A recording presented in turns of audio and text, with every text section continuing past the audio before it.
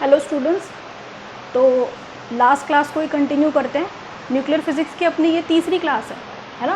पहली दो क्लासों में हमने डिस्कस किया है, जैसे फर्स्ट क्लास में हमने डिस्कवरी ऑफ न्यूक्लियस को डिस्कस किया था कि किस तरीके से रदरफोर्ड स्कैटरिंग जो एक्सपेरिमेंट है उससे डिस्कवरी हुई थी न्यूक्लियस की। ठीक है, सेकेंड पार्ट में हमने डिस्कस किया था, मतलब उसी न्यूक्लियर फिजिक्स के सेकेंड पार्ट में हमने डिस्कस किया था फर्स्ट पार्ट किसका, relation between b and theta, उसका फर्स्ट पार्ट हमने डिस्कस कर लिया, राइट।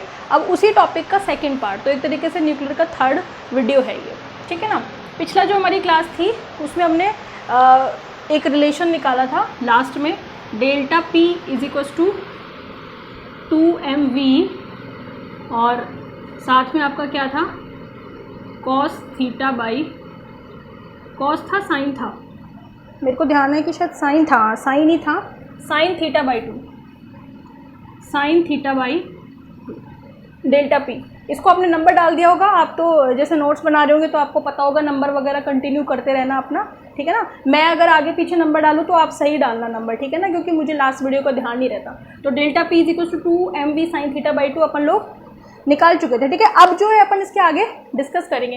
देखो मैं एक बार थोड़ा सा पिछली क्लास का बता देती हूँ आपको, ताकि आपको इस क्लास में थोड़ा सा कोलैबोरेट करने में समस्या नहीं आए। देखो पिछली बार मैंने आपसे कहा था कि जो अल्फा पार्टिकल है वो टक्कर कर रहा है किसके साथ, न्यूक्लियस के साथ, ठीक है ना। यहाँ हमारे पास न्यूक्लियस है और अल्फा पार्टिकल मूव कर रहा है ना, p1 मोमेंटम से, और ये इसके कुछ पास आके ये अपना पथ चेंज कर लेता है, p2 मोमेंटम से ये मूव कर लेता है, परवलयिक पाथ जिसको अपन ने नाम दिया था, ठीक है ना। फिर अपन ने इस डिस्टेंस को जो है क्या नाम दिया था, याद है।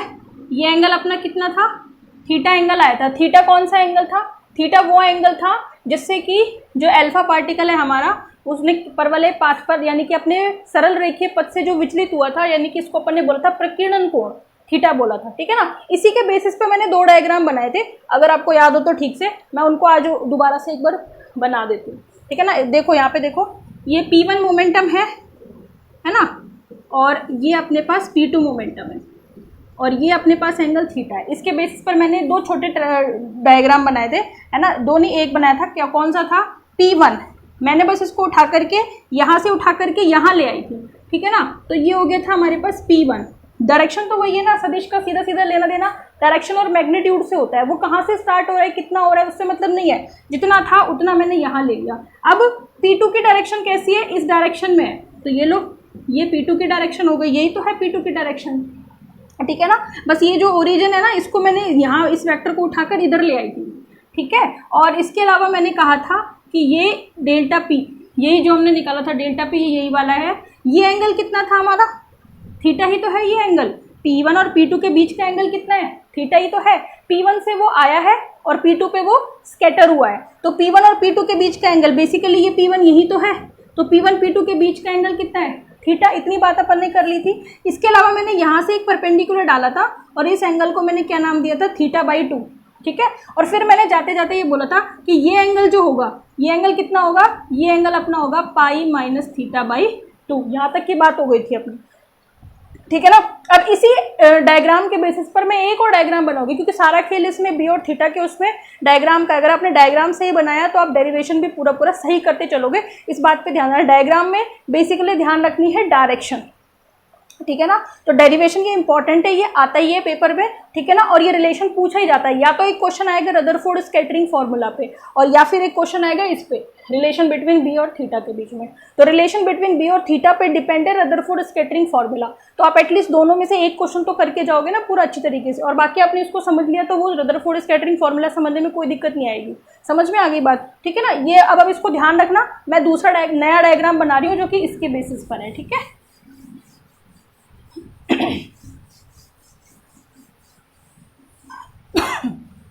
देखिए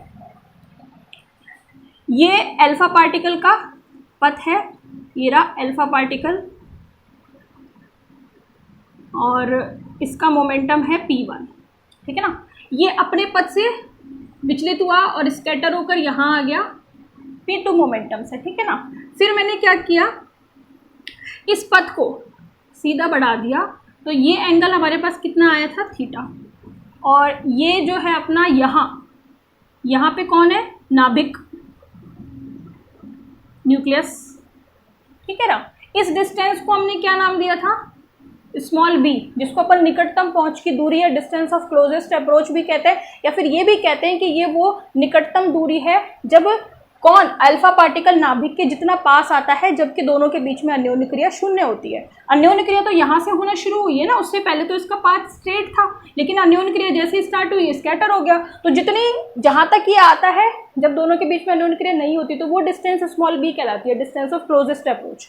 ठीक है ना, यहाँ तक ये तो पुराने डायग्राम है, इसमें कुछ भी नया नहीं है। अब सुनो, यहाँ से मैं आपको दो चीज़ें शो कर रही हूँ। देखो, ये अपना P1 था, ये अपना P2 था, ठीक है ना, और ये अपना कौन था, डेल्टा P। सही, तो मुझे इस डायग्राम में डेल्टा P शो करना है दरअसल। ठीक है ना, डेल्टा P का P1 से एंगल कितना था, पाई माइनस थीटा बाई 2, ये ध्यान रखना। ठीक है, तो देखो जरा ध्यान से,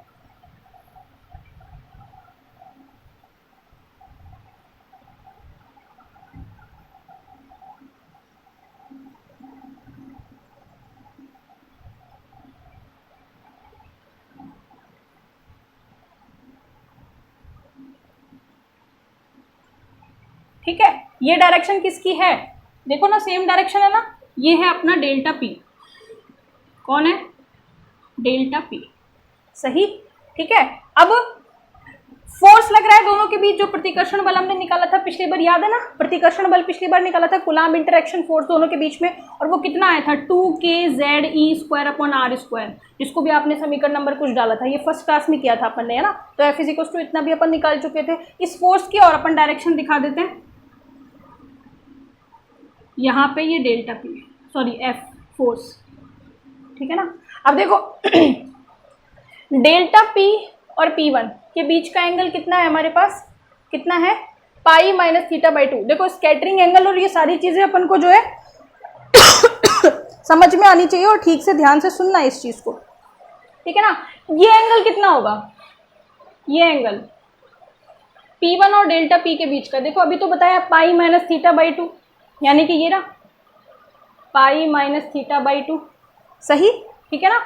अब ये एंगल कितना होगा, ये F और डेल्टा P के बीच का एंगल बता सकते हो आप, ये एंगल कितना होगा। इस एंगल को अपन सपोज कर लेते हैं कितना, फाई, ठीक है ना।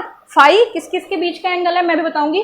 F और डेल्टा P के बीच का एंगल हमने कंसिडर कर लिया, और वो कितना है, फाई। क्या आप मुझे ये बता सकते हो क्या कि ये एंगल कितना होगा, ये एंगल कितना होगा, यानी कि F और P2 के बीच का एंगल बता सकते हो क्या। हालांकि उसकी जरूरत नहीं है, चलो ठीक है, इसको रहने देते हैं, जरूरत पड़ेगी तो आगे देख लेंगे, ठीक है ना। अभी अपन को इसकी जरूरत नहीं है। बाकी आप इसको निकाल भी सकते हो, 180 में से घटा लो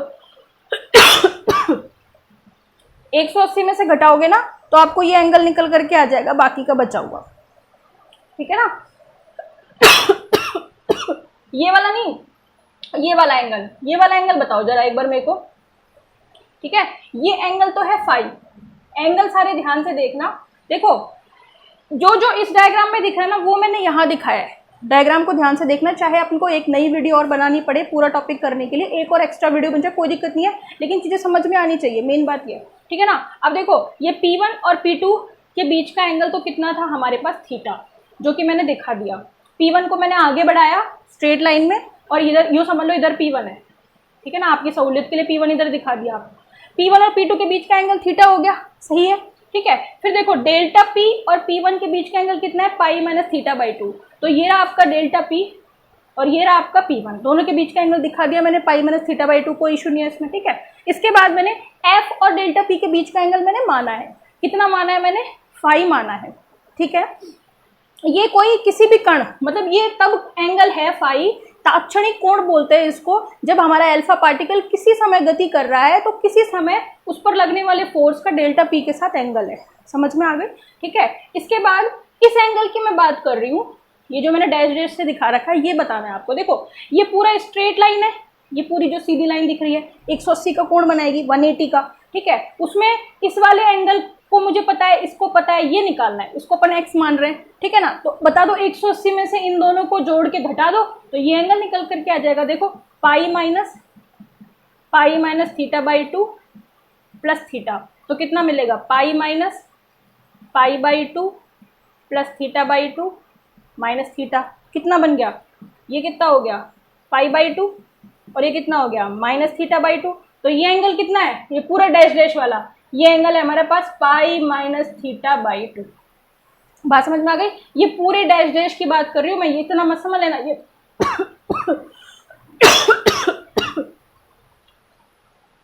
इस एंगल की बात कर रही हूँ मैं, समझ में आ गई ना बात। तो क्योंकि ये हमें इसलिए चाहिए क्योंकि हमें आगे जाके इंटीग्रेशन में लिमिट लगानी है, तो वो अपन यहाँ से लेकर के पूरी यहाँ तक लिमिट लगाएंगे, इसलिए मैं बात कर रही हूँ। आपको ये डायग्राम समझ में आया कि नहीं, ठीक है ना, नहीं आया तो एक बार वीडियो को रिवाइंड कर लेना, आपको पूरा समझ में आ जाएगा। और ये पूरा डायग्राम बेस्ड है जो हमने कल भी बनाया था डायग्राम, और आज भी मैं वो 2 बार डायग्राम इधर समझा चुकी हूँ, वो ट्राइंगल वाला, समझ में आ गई। तो ये डायग्राम बेहद इंपॉर्टेंट है, ये जिसको समझ में आ गया उसको टॉपिक में कहीं कोई दिक्कत नहीं आएगी, ठीक है। तो हम लास्ट निकाल चुके थे कि डेल्टा पी कितना था, उससे आगे जा रहे हैं अपन। डेल्टा पी कितना था 2mv साइन थीटा बाई 2, ठीक है। इसको आपने नंबर डाला होगा, इक्वेशन नंबर मेरे पास तो नहीं है, आपने डाला होगा, ठीक है। 2 3 4 जो भी नंबर डाला है उसके आगे कंटिन्यू कर रहे हैं, ठीक है ना। अब यहाँ पे ध्यान दीजिए, अब अल्फा कण और नाभिक के बीच में जो अन्योन्य क्रिया हो रही है उसकी वजह से एक इम्पल्स यानी कि एक आवेग काम करेगा। अब आपको पता होना चाहिए कि आवेग क्या होता है, ये तो आपने 11th क्लास में भी पढ़ा होगा फॉर्मूला, ठीक है ना। आवेग, आवेग की बात मैं कर रही हूँ, जिसको अपन बोलते हैं इम्पल्स। आवेग क्या होता है, आवेग होता है जनरली आई से शो करते हैं इसको, और ये होता है फोर्स इनटू टाइम। तो मुझे वो इम्पल्स चाहिए, ठीक है ना, फोर्स इनटू टाइम। तो मैं बात कर रही हूँ due to interaction the impulse exerted on alpha particle, यानी कि अन्योन्य क्रिया के कारण अल्फा पार्टिकल पर कार्यरत आवेग, ठीक है ना, आवेग वो कितना होगा, ध्यान दे, एफ डी टी। इंटीग्रेशन से दिखा रही हूँ मैं क्योंकि मेरे पास कोई कंटिन्यूस क्वांटिटी तो है नहीं कि मैं सीधा एफ डी टी लिख दूँ। मैं इसको कहीं एक जगह से दूसरी जगह तक इंटीग्रेट करूँगी, यानी कि अल्फा पार्टिकल की वो स्थिति जब उसके बीच में कोई अन्योन्य क्रिया नहीं है नाभिक के साथ, और वो स्थिति जब वो परवलय पथ पर विचलित हो गया, तो यहाँ से लेकर यहाँ तक का इंटीग्रेशन करना पड़ेगा, और यहाँ से लेकर यहाँ तक जो अन्योन्य क्रिया हुई उसके लिए जो इम्पल्स है यानी कि जो आवेग है वो कितना निकल कर क्या है, एफ डी टी। अब वो कितना होगा, ध्यान देना, इज इक्वल्स टू, बताइए एफ, अच्छा देखो एफ जो होगा वो कितना होगा, एफ डी टी। चलो एफ वेक्टर का डेल्टा पी की डायरेक्शन में कंपोनेंट ले लीजिए, कंपोनेंट लीजिए एफ वेक्टर, देखो एफ वेक्टर और डेल्टा बी के बीच का एंगल कितना है, फाई, ठीक है।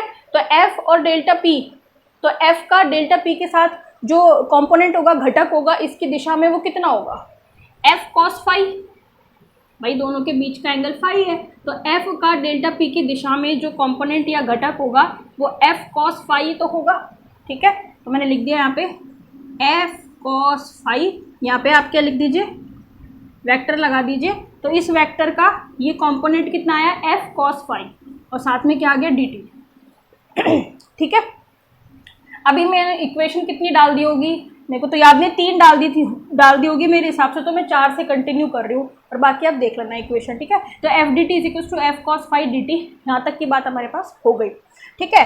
अब सुनिए, since according to second law of Newton, ध्यान देना भाई, किताब में जो है चीज़ें मिल जाएंगी आपको, मैं ऐसा नहीं कह रही कि नहीं मिलेगी, लेकिन किताब में कभी भी इतना खोल के नहीं समझाया होता, किसी भी चीज़ का रीज़न आपको खुद समझना पड़ता है, और वो समझ में आपको आए, इसीलिए मैं हूँ यहाँ पे, ठीक है ना, इसीलिए आपको एक एक चीज़ बता रही हूँ। वहाँ पे जो चीज़ें डायरेक्ट लिखी हुई होती हैं आपको खुद समझनी पड़ती हैं, ठीक है ना। तो अब इस चीज़ को ध्यान से समझना। देखो सेकेंड लॉ क्या कहता है कि एफ इज इक्वल टू क्या होता है, आप उसको ऐसे लिखते हो D P by D T, तो मैं ऐसे लिख दूँ क्या, delta P by delta T लिख दूंगी तो कोई दिक्कत थोड़ी है।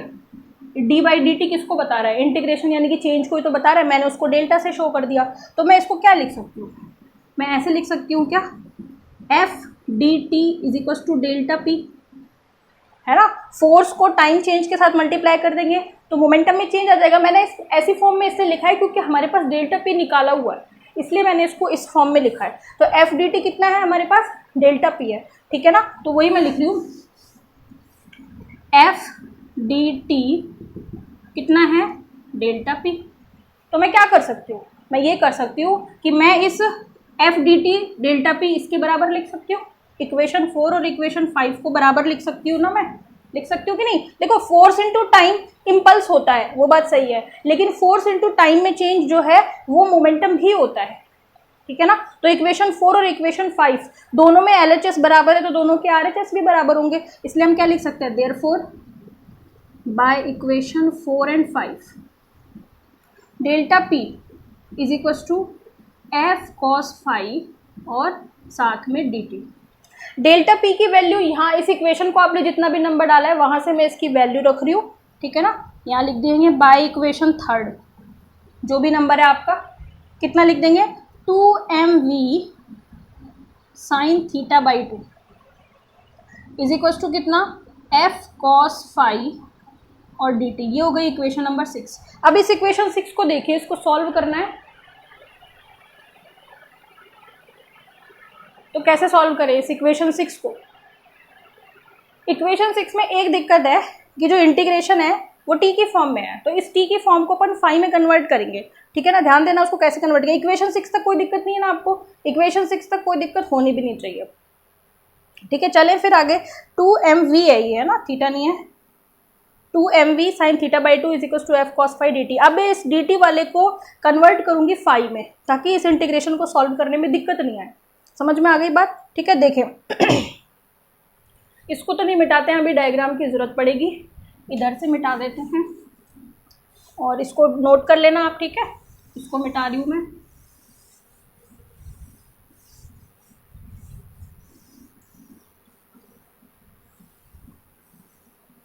ठीक है।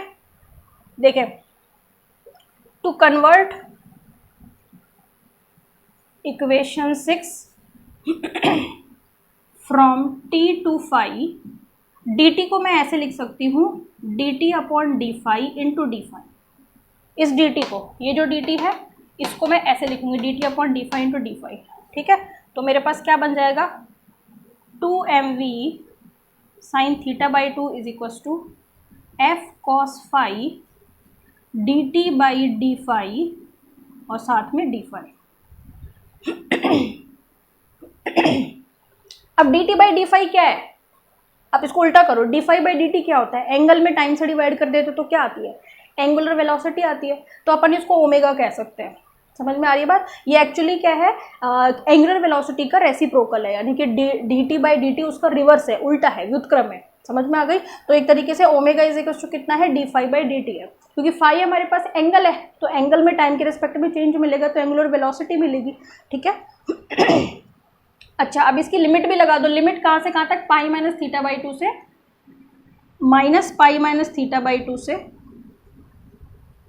Plus pi minus theta by 2 तक, नेगेटिव से पॉजिटिव तक।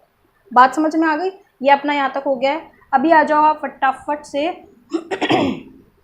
इसको मिटा देती हूँ ना, इसकी कोई ज़रूरत नहीं है। अब देखें, आप अभी इसको मैं डाल देती हूँ, इक्वेशन कितनी हो गई थी, ये 6 हो गई थी, तो इक्वेशन नंबर 7, ठीक है। अब देखें, एट द इंटरेक्शन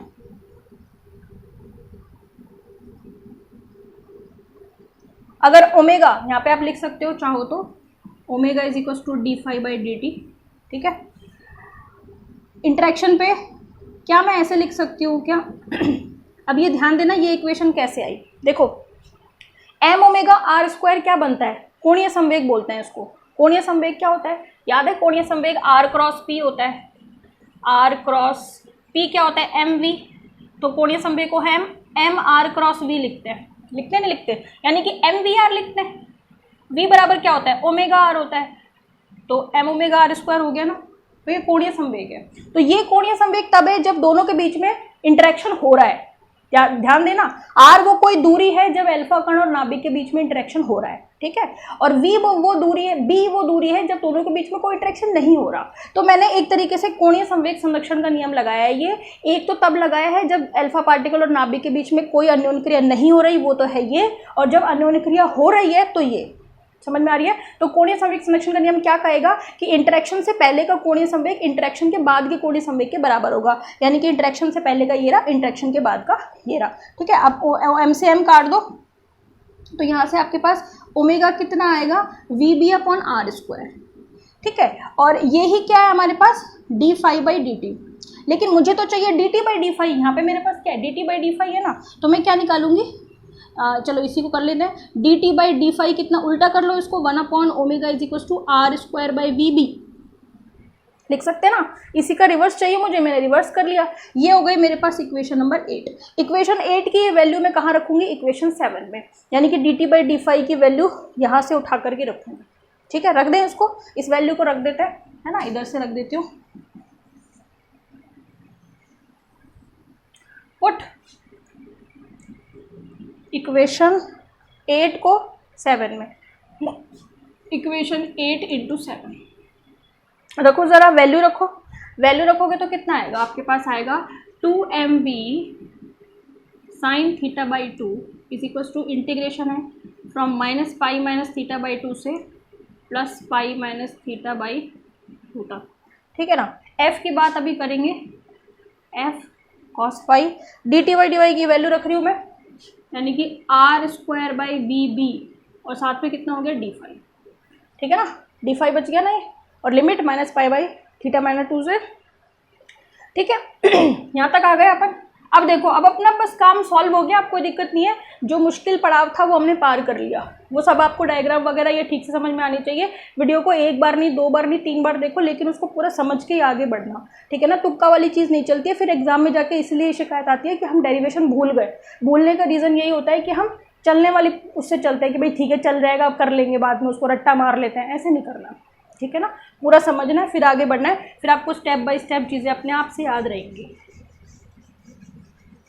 ठीक है, चलो अब देखें, फोर्स हमने ऑलरेडी निकाल रखा है, पहले से निकाल रखा है ना, तो ये सारी चीज़ें देखो, इंटीग्रेशन फाई के रिस्पेक्ट में है तो फाई की चीज़ों को रखेंगे, बस अपन इंटीग्रेशन में बाकी चीज़ों को बाहर निकाल लेंगे। बाकी चीज़ें तो कांस्टेंट है फाई के रिस्पेक्ट में, तो उन सबको बाहर निकाल लो। तो ये जो 2mv साइन थीटा बाई 2, ठीक है, आप एक काम करो, ये F r square v b को इंटीग्रेशन से बाहर ले लो, और बाहर लेकर इसको लेफ्ट हैंड साइड पे ले आओ, तो आपके पास इधर क्या बचेगा, लेफ्ट हैंड साइड पे v B upon F r square, है ना। इधर क्या बचेगा, कॉस फाई डी फाई, कहाँ से कहाँ तक, minus pi minus theta by 2 से plus pi minus theta by 2 तक।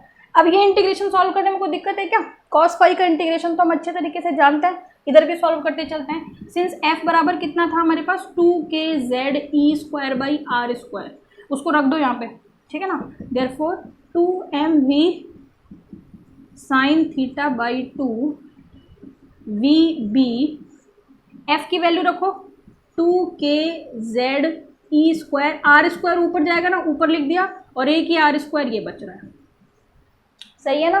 ठीक है, इंटीग्रेशन कर दो इसका, कॉस फाई का इंटीग्रेशन क्या होता है, साइन फाई, लिमिट कहाँ से कहाँ तक, minus pi minus theta by 2 से plus pi minus theta by 2 तक। एक एक स्टेप खोल के बता रही हूँ, ध्यान से समझना। अब देखो, आर स्क्वायर से आर स्क्वायर कट गया, और क्या क्या कट गया, 2 से 2 कट गया, और क्या कट गया, बस यही कटा है। चलो आगे चलो, तो फिर कितना मिलेगा यहाँ से हमें मिलेगा m, है ना, v स्क्वायर, है ना, और b और kze स्क्वायर, ठीक है, ठीक है। m v स्क्वायर b, कुछ देख लेना, कुछ छूट तो नहीं गया, ठीक है, और साथ में साइन थीटा बाई 2, इसका इंटीग्रेशन, वो लिमिट लगाओ, इसमें लिमिट लगाओगे तो क्या लिखोगे, sine upper limit pi minus theta by 2, फिर माइनस, फिर लोअर लिमिट में भी एक माइनस है तो प्लस हो गया, plus sine pi minus theta by 2, कितना हो गया, 2 sine pi minus theta by 2, इधर ही कर दो, है ना, ये लो 2 sine pi minus theta by 2, ठीक है। अब ये sine pi minus theta by 2 को क्या लिख सकते हैं, बताओ जल्दी, क्या लिख सकते हैं, कॉस थीटा बाई 2। भाई pi by 2 minus theta by 2 तो है ये, sine pi by 2 minus theta by 2 क्या होगा, कॉस थीटा बाई 2 होगा। तो लिख दूं मैं यहाँ पे, तो कितना आएगा, M we square B upon के Z E square is equal to, यहाँ पे बचेगा कॉस थीटा बाई 2 और ये साइन थीटा बाई 2 उसके नीचे चला जाएगा, तो cos theta by 2 upon sine theta by 2, cot theta by 2, तो कितना हो जाएगा, कॉट थीटा बाई 2, ठीक है ना। तो ये रिलेशन है आपका, आप चाहो तो यही छोड़ सकते हो और आप चाहो तो आगे भी थोड़ा कर सकते हो, मैं बताऊंगी। तो this is the relation between b and theta, relation between b and theta, very very important, very very important, समझ में आ गई बात। तो यहाँ पर आकर आपका डेरिवेशन कंप्लीट होता है। आप चाहो तो इसको एनर्जी की फॉर्म में भी लिख सकते हो, पता है कैसे लिख सकते हो, देखो इधर मैं बताती हूँ, क्योंकि E is equal to half m we square होती है, तो यहाँ पे एम वी स्क्वायर आ रहा है ना, तो मैं उसको ऐसे लिख सकती हूँ, m we square is equal to 2E। तो आप यहाँ पे चाहो तो 2E लिख सकते हो, तो आपके पास क्या बन जाएगा, 2E B अपॉन के Z E square is equal to cot theta by 2, ऐसे भी लिख सकते हो, है ना। और बता देती हूँ आपको, ये नोट कर लेना आप, है ना, यहाँ पे मैं लिख देती हूँ,